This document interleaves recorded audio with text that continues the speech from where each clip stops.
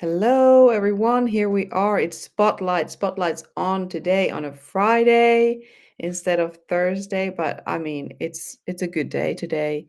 And here we are. We are here with Karma Soleil. Thank you so much, Karma, for being here. I'm so glad that you made it and you're here with me. How are you Oh, today? well, thank you, Paula. I'm happy being here today. I feel great. I mean, it's the day after Thanksgiving and I don't have to go shopping. So it's a wonderful day for me. And yeah, I'm looking forward to talking to you about Soulful and Nice Productions and my academy. Yes. Well, first of all, I love the name, Soulful and Nice. Oh, I well, mean, thank you. just a very kind and joyful name. Where does it come from? It came from me thinking of the best ways to describe what I do and how I do it. So soulful, it means like everything good and nice, but not too nice, but honorable. And then of course I've been told most of my life that I'm a very nice person. So I said, this works. I'm soulful, Yes. nice. And that's how it came about. I was just trying to figure out what's a good name that hasn't been done before that represents me. And I said, this works. That's awesome. Yeah, tell me, like, we had a conversation, and the words that came to me from our conversation were traveler, like a world citizen, and music production, teaching, coaching, energy, all of those things that kind of like are a big part of what you are, who you are. And I would love for you to just share a little bit like, what's your story? Where do you come from? And I mean, you can like, it's an amazing person. And so let Oh, well, everybody. yes. I'd be happy to share. So I come from Phoenix, Arizona, and I graduated from Arizona State University with my bachelor's degree in global marketing because I knew I wanted to travel the world. And I said, what better way than to do it in business and knowing marketing?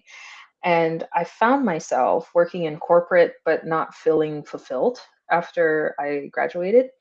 And I said, let me go back to school to teach because I had been teaching when I was in university as my supplemental income while I was doing music full time as a performer. Crazy times.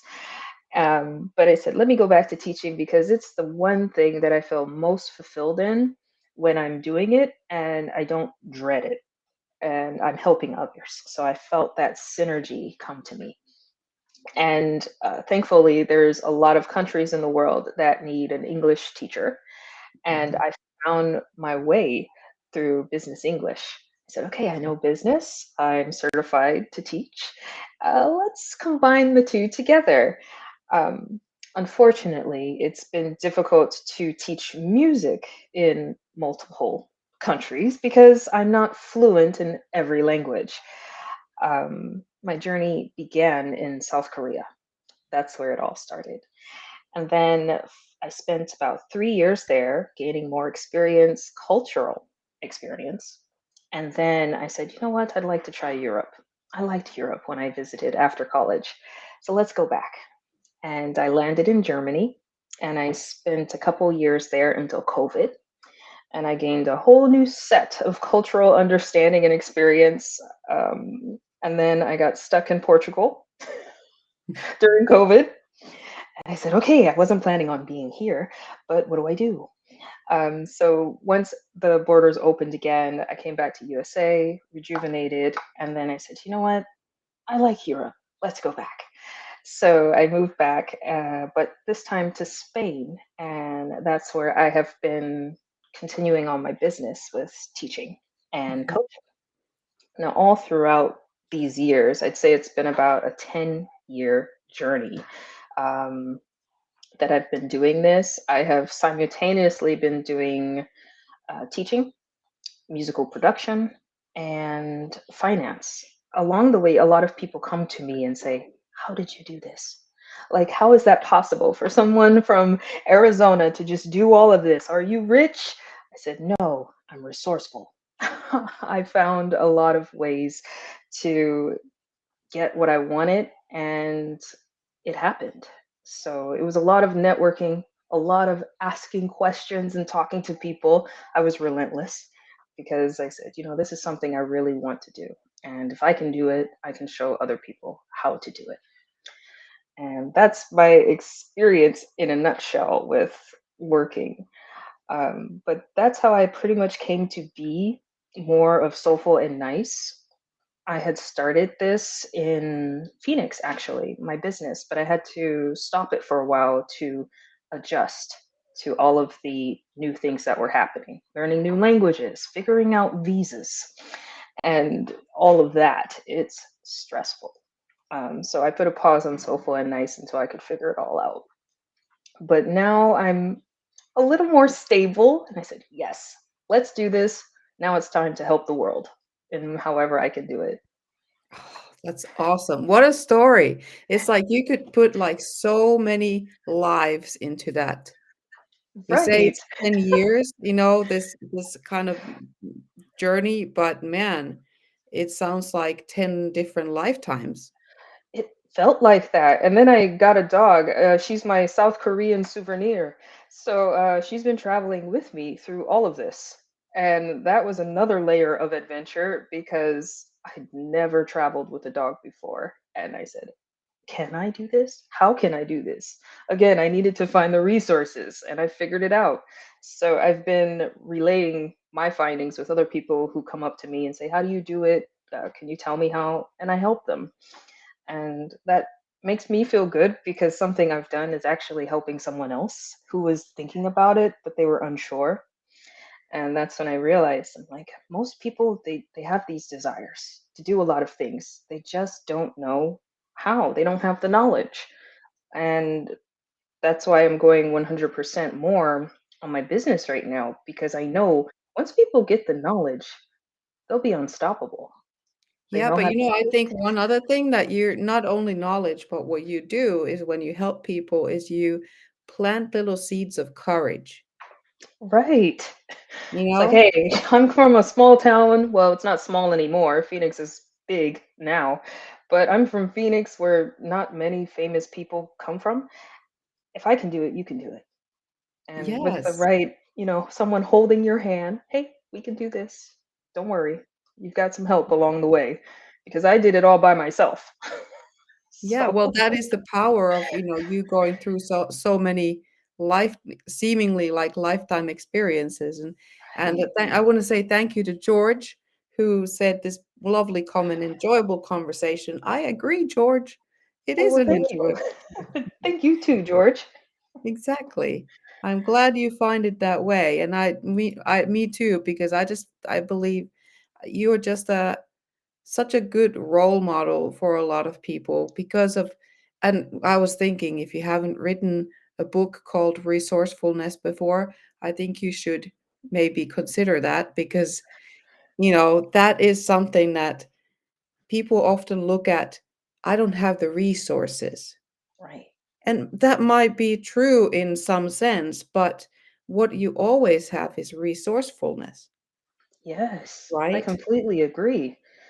It's it has been something I've been thinking of, writing a book, because I said maybe this will help somebody. And I can't always be in front of people for our one-on-one sessions, but a book is there and it's forever. And I'm trying to figure out a way to make it evergreen, something that no matter what happens throughout the course of time, some things never change. And that's art. I mean, art evolves, but it's not going to go away like a TikTok trend. Mhm. So something that will last for a long time so you can always refer back to it.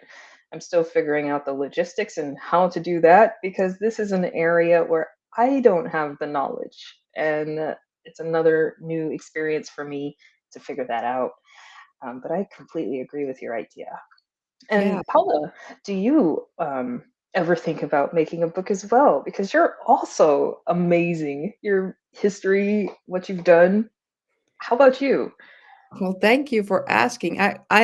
Yes, I have. And I have actually started writing like a book of my own, but then I stopped. I was like, that doesn't feel like, but I'm actually a published author in two different books. I've written a chapter. So that's pretty awesome. Like I didn't ever consider ever myself as a writer, but there you go, resourcefulness. You find this resources within yourself that you, first of all, your belief maybe made you think that you couldn't have it or do it.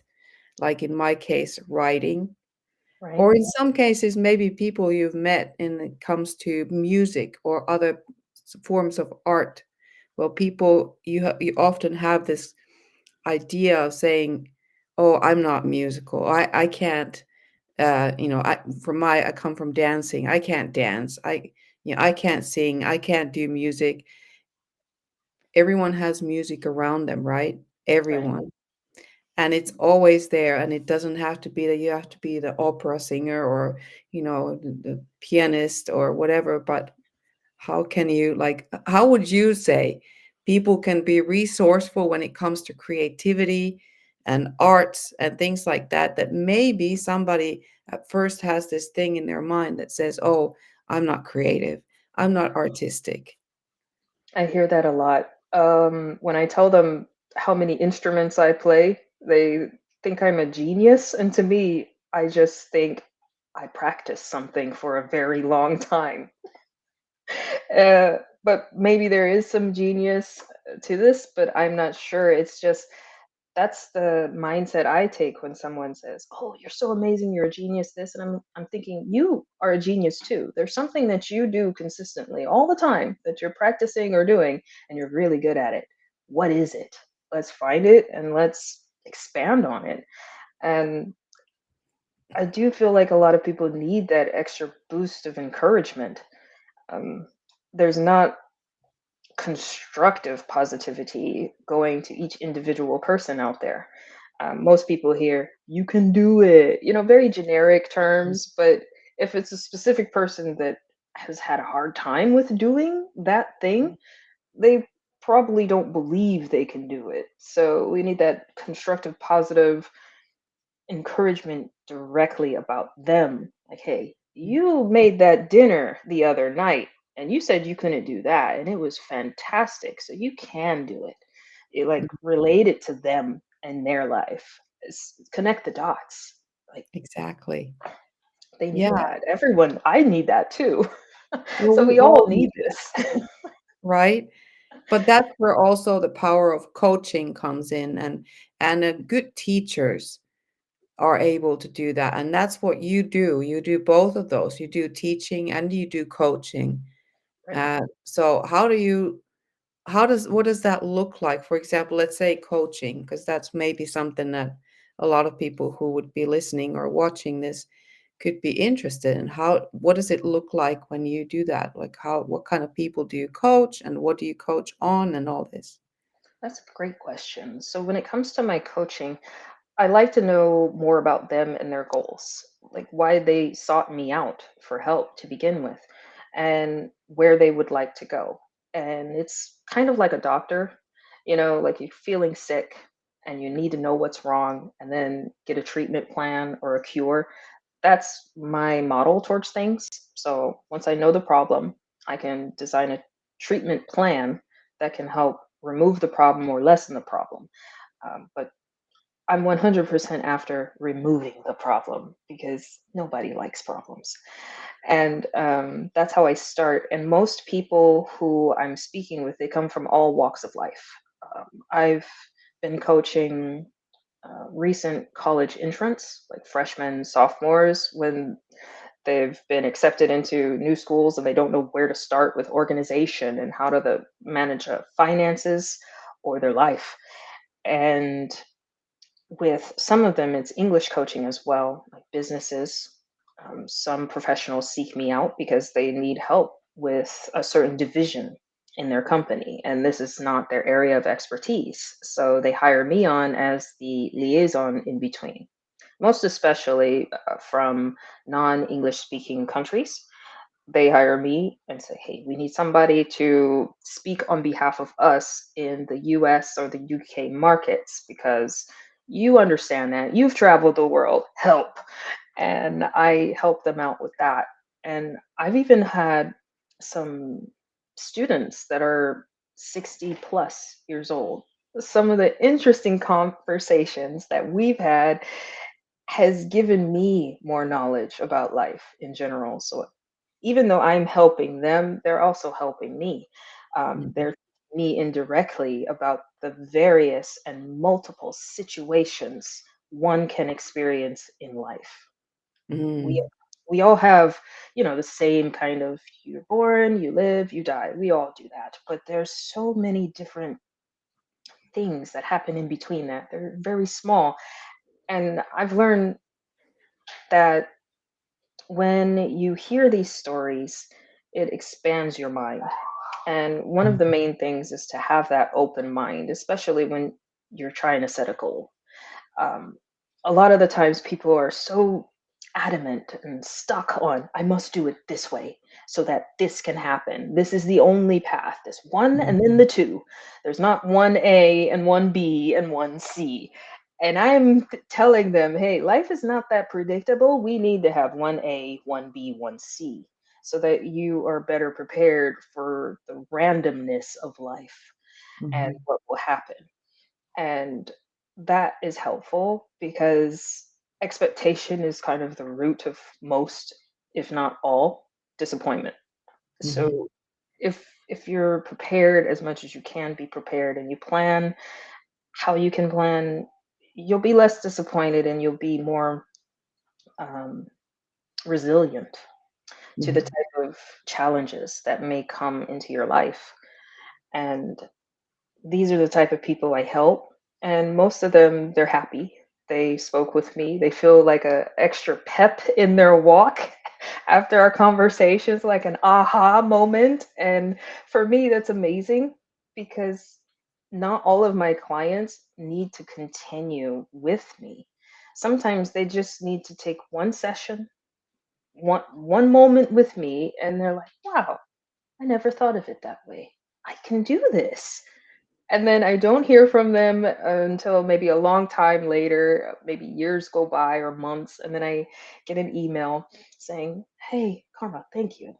Thank you for that help because I've now achieved this goal. It took a while, but I did it following the plan I made for myself." And I'm Mhm. like, congratulations. I am so happy for you. Exactly. That's awesome. Thank you so much. I mean, that there so many people can get so much out of just even a brief connection with you. And one thing that I'm really curious about though is like, yes, you're a musician actually. You're a Right. musician, and how does that play a role in the other things that you do? You know, coaching, teaching, helping businesses with language. So where does the music play, so to speak? Uh-huh. So my music is a separate division of my Soulful and Nice company. I have two divisions, the academy and the production. So with my music side, it's more traditional teaching. Like if I was in a classroom, I have a few videos on my YouTube channel of me teaching, for example, how to sample, how to practice your active listening. It's more like a traditional music class. And I also promote artists and other entertainers as well. I collaborate with a lot of people. So the music side is, I would say it's my dream space. It's where I feel I would probably be doing this 100% of the time if it could play 100% of my income. Mhm, Um, but it's also a big part of how I became a teacher to begin with because I loved music when I was in school. And I loved my teachers that saw I had some kind of interest and they fostered it. I was lucky enough to have a few teachers who saw how enthusiastic I was about seeing a saxophone for the first time. And I never let go. So I ended up playing saxophone for 25 years. I think it's been 25 years that I've played saxophone, and they inspired me to be a teacher. And from teaching, I said, I would like to help others. So that birthed the coaching because a lot of the times you don't get all of the education that you'd want in schools. So the coaching helps for the specific need. Mhm. And music is a passion of mine.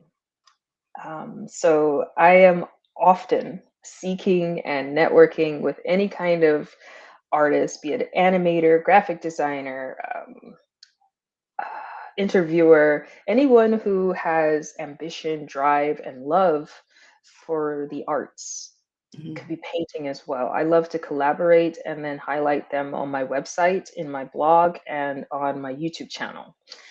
And it's something I feel like it's a pay it forward kind of thing I do. I said, okay, I was fostered in a way, I was taught a Mhm. lot of things. So I want to give that back. I want to put people out there and say, hey, these people are up and coming. Um, a lot of the time, most of the general public, they tend to see artists as if you're not famous, I don't want to listen to you. Mhm. You're not Picasso, so why should I care? And I don't think that way because even Picasso was me at some point in time, you know? And I feel that way about everyone who I come in contact with.